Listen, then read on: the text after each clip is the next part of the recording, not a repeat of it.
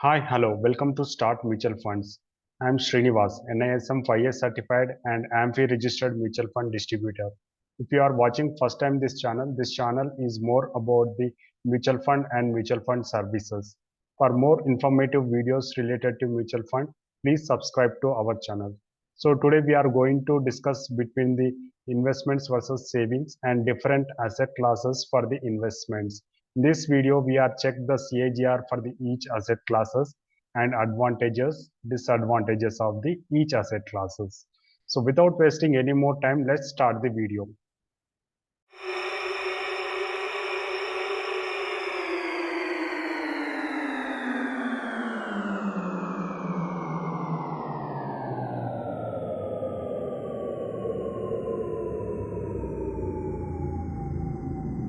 Savings is one where we are parking our money like banks and FDs and RDs.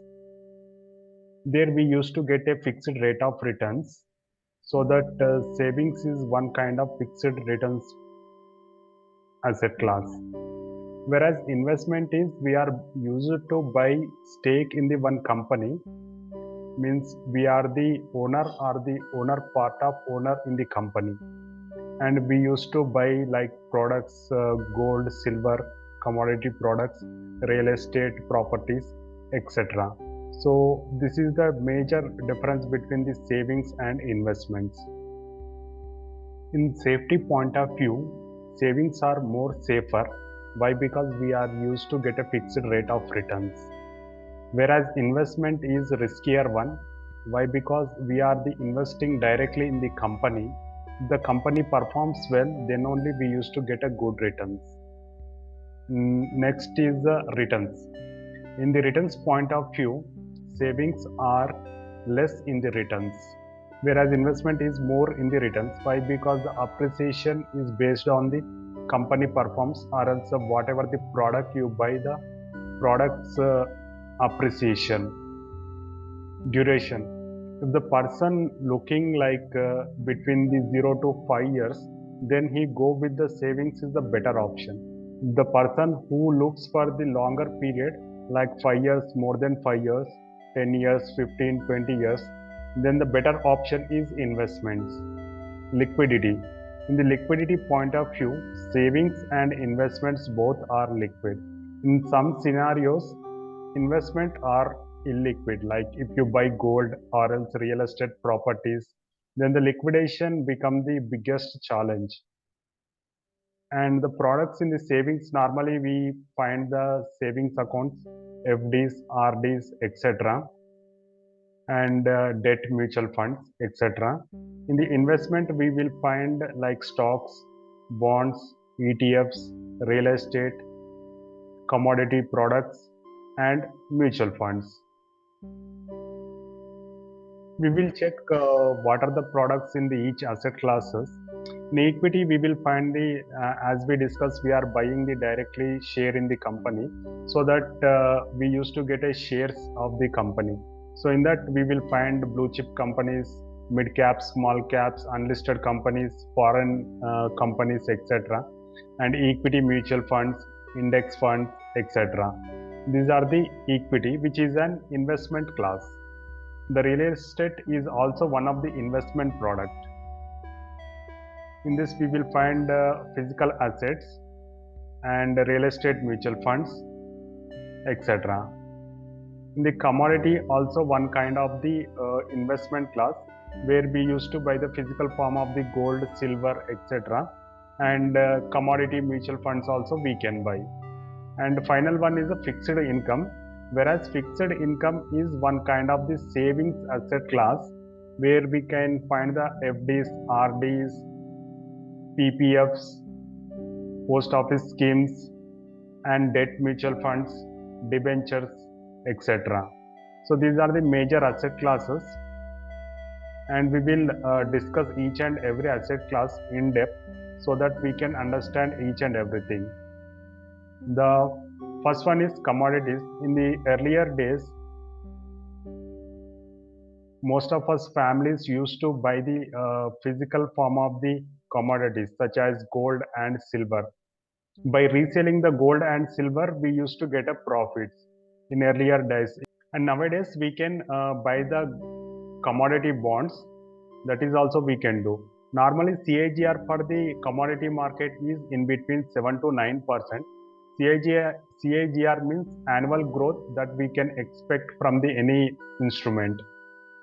The major disadvantage with the commodities is managing the physical form of the commodity and purity of the commodity. If we buy any bonds, there will be a lock-in period.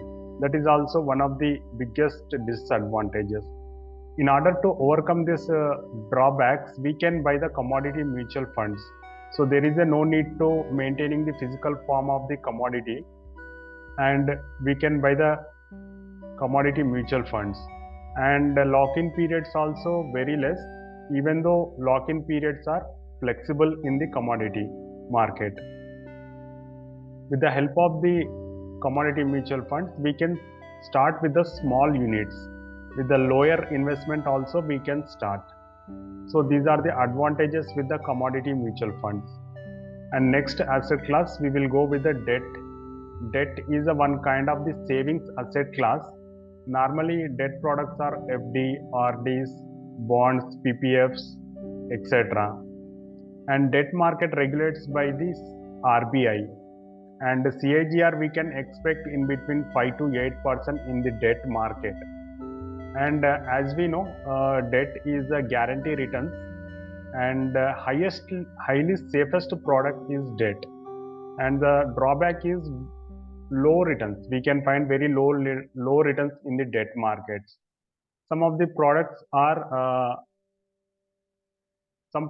high in the tax. If the person falls under the 30% tax slab, then he has to pay the 30% tax whatever the returns he get from the debt market.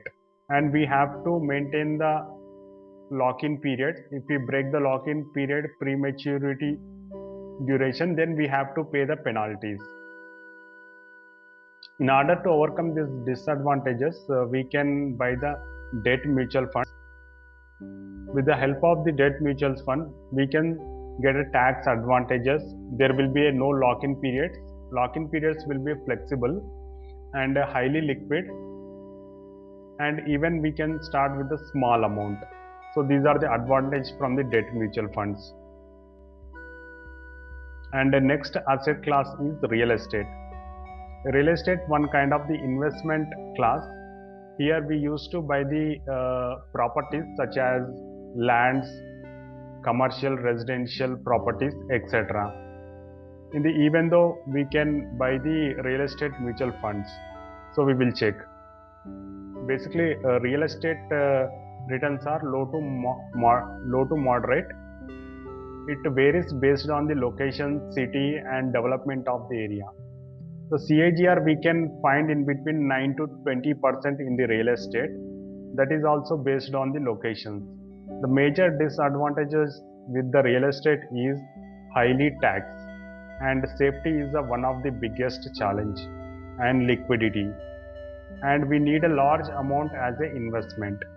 So in order to overcome these disadvantages, we can buy the real estate mutual funds, which are tax flexible and one of the safest products. And liquidity will be, we can redeem as we require, and we don't need any large amount as an investment. So these are the advantages with the real estate mutual funds. So we will move on next asset class, that is equity. As we discussed, equity is one of the asset class where we used to buy some portion or else a share of the company. It is one kind of direct investment in the company. And equity market regulates by the SEBI. And in the equity market, the profits are normally in the form of dividend and appreciation of the share price. In equity market, CAGR is 14% in and around, and its varies depends on the size of the company. In equity market, we need to pay the long-term, short-term capital gain taxes. And the major advantages with the equity market is highly liquid and easy to buy and sell. And major drawback is we need a expertise to analyze the equity market, and we need to hire the specific advisor such as technical analyst, research analyst, like that. And we need a large amount as an investment. In order to overcome these disadvantages, we can buy the equity mutual funds. Equity in the equity mutual funds are managed by the fund managers. Those are highly qualified people. So we no need to track each and everything in the company's performance. And even the equity mutual funds are highly diversified. We can get a large varieties of the industries. And we can start with the small amounts as a SIP from rupees 500 onwards. So these are the advantages from the equity mutual funds. So thank you for watching this video. If you have any queries related to mutual fund and mutual fund services, please call below number. Thank you.